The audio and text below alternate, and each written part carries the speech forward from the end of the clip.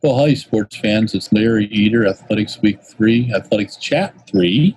This is our epilogue where Larry tries to put in 5 minutes what Stuart and I spoke about for 35 minutes.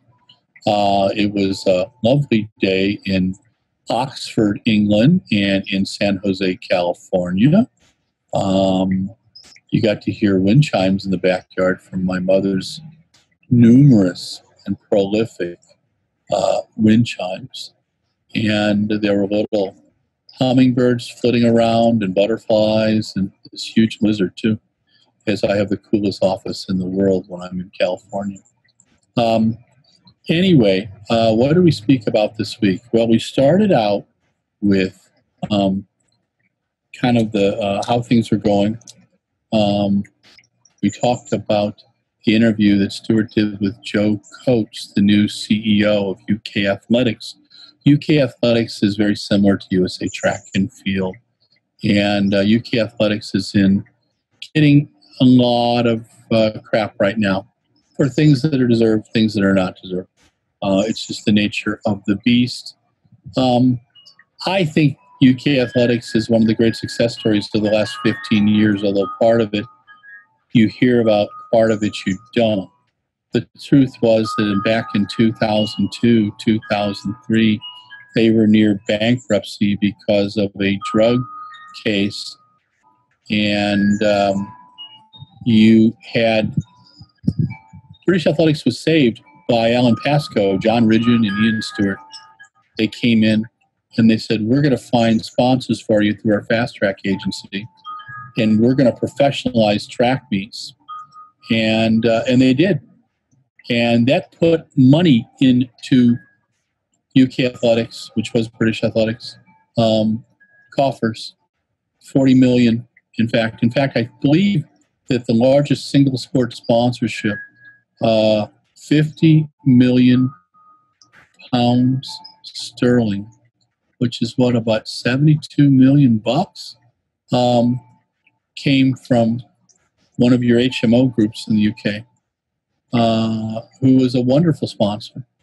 And then under Neil DeVos, they were told, well, you can't be our big sponsor because we should have a bunch of different sponsors. So Neil DeVos came in, fired Fast Track, thought he could keep all the sponsors and save the 15% commission. And boy, was he wrong. He lost a whole ton of people. And I know for a fact, because I spoke to the health management company, that while they couldn't do 72 million US anymore, they sure could do about 22 million, and their phone calls were not returned.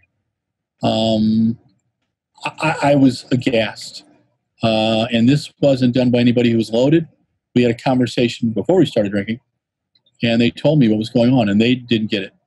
And all I could think of was, well, the new management decided that maybe they wanted to spread the wealth, get a bunch of different sponsors. But sometimes, before you can do that, you sure don't want to screw up a big sponsor like Aviva.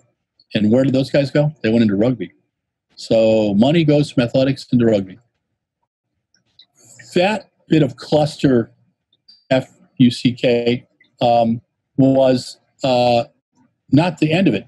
The sad thing is that you had these great athletes who were developing, from Mo Farah to Jessica Ennis.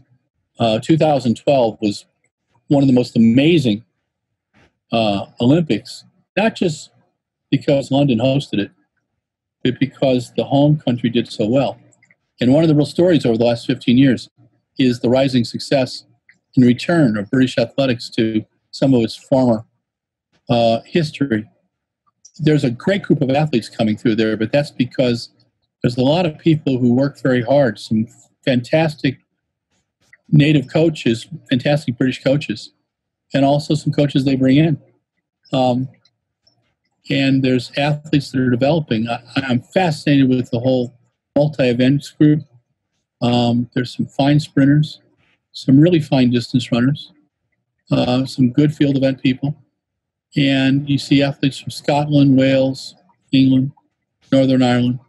And it's fascinating to watch. And I think I've been watching them in China, quite frankly, and how they're developing and how they've kind of rolled with it and how the UK figured out what entertainment was for sports. And that's one of the big legacies. But the guys who should get the credit, Pascoe, Ridgen, Stewart, get very little of it. Some of the challenges with leadership within the organization.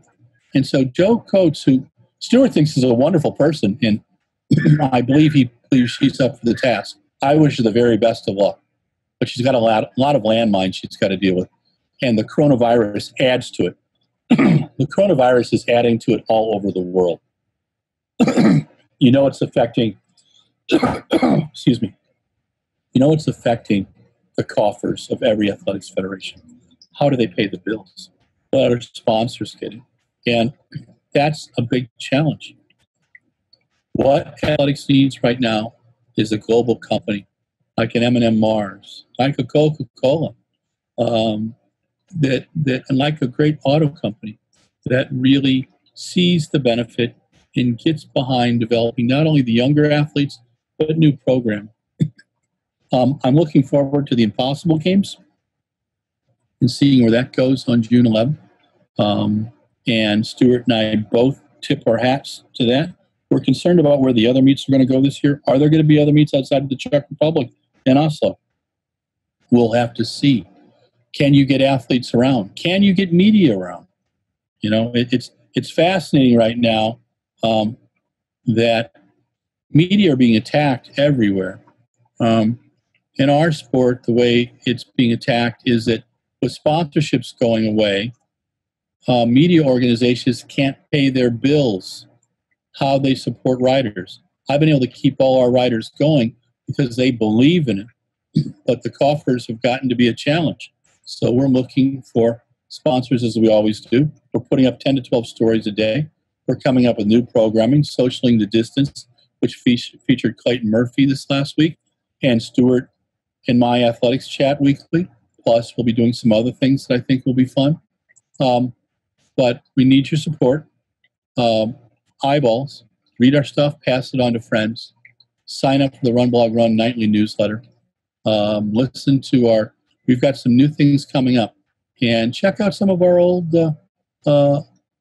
videos, check out some of we'll be putting up some of the medal conferences from Doha too, which will keep it kind of fun. But Stuart and I had a lot of fun this week. We talked about the legacy of the Olympics. We finished up with, we only gave him 3 minutes. That's all he deserves. Lamine Diak, former president of the IAAF, he and his son stole money from the sport, and more than anything, besmirched the sport. And anybody who loves the sport should just think these guys should be in their own hell. And I'm not sure that Seb Coates had one day where he didn't have to deal with the stench of what they've done.